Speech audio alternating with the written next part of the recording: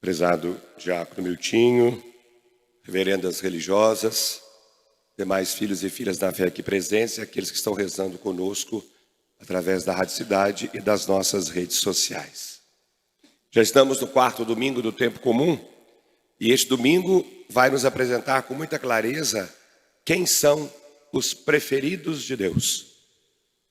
Não são os fortes, segundo os critérios humanos, não são os poderosos e muito menos os autossuficientes. Mas os preferidos de Deus são os pobres, são os humildes. Somos nós que temos uma característica em comum. Nós confiamos em Deus. A primeira leitura nos trouxe um trecho da profecia de Sofonias. E o profeta Sofonias vai falar de um povo humilde, um povo pobre, que não se apoia na mentira, não se apoia na violência, mas um povo que confia no Senhor. E porque confia no Senhor, eles têm a certeza de que, por mais que tudo possa parecer estar ruindo, Deus está com eles. Deus os acompanha.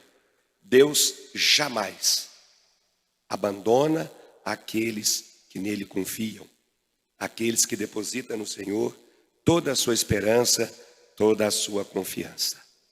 Na segunda leitura, tivemos um trecho da primeira carta de Paulo aos cristãos de Corinto.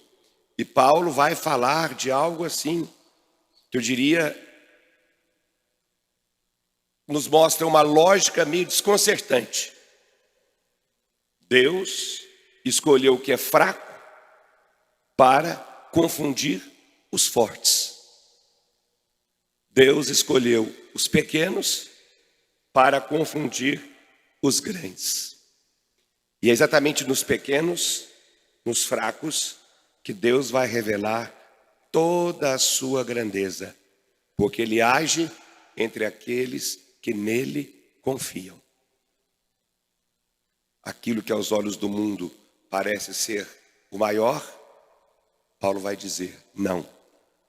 Estes não são os maiores. Os maiores e aqueles que revelam a grandeza de Deus são aqueles pequenos e pobres que em Deus depositam totalmente a sua confiança. E por fim, o Evangelho, que nos traz, eu diria, no texto de hoje, o coração de todo o Evangelho, o que nós conhecemos como Sermão da Montanha.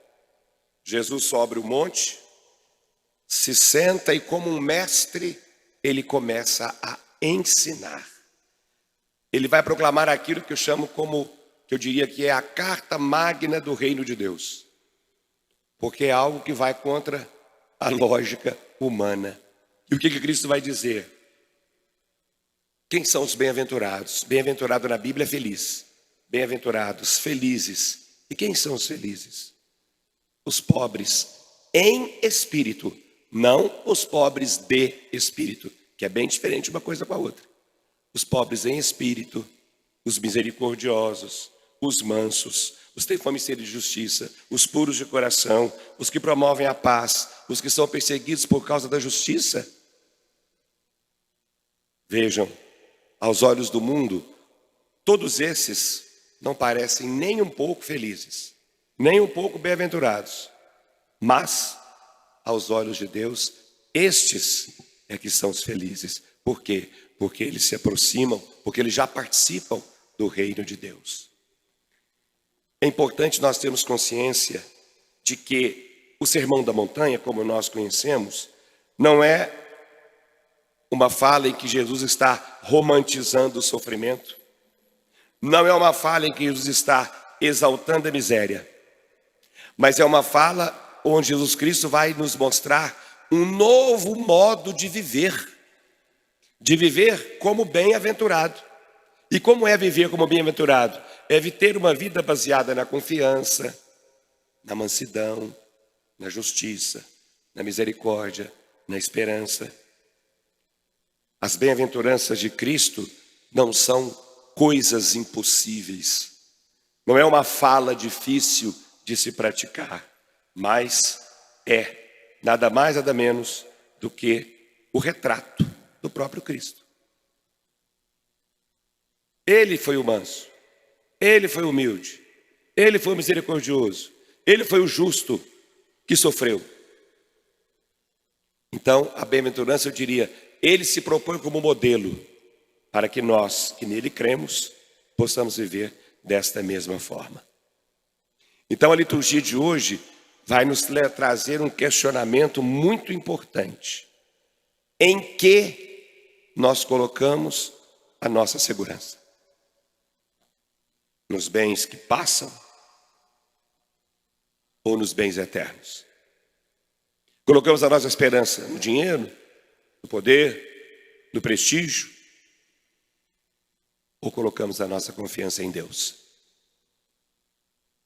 Queremos os bens que passam ou os bens que são verdadeiramente eternos? Então hoje nós somos convidados a nos dirigirmos a Deus e pedirmos a Ele um coração nos moldes das bem-aventuranças. Um coração humilde, um coração manso, um coração misericordioso. Queremos ser um povo, conforme aquele povo que anunciou Sofonias na primeira leitura, um povo que confia no Senhor. E aí sim, poderemos nos sentir, não apenas nos sentir, mas sermos de fato esses bem-aventurados, estes felizes que depositam no Senhor toda a sua confiança.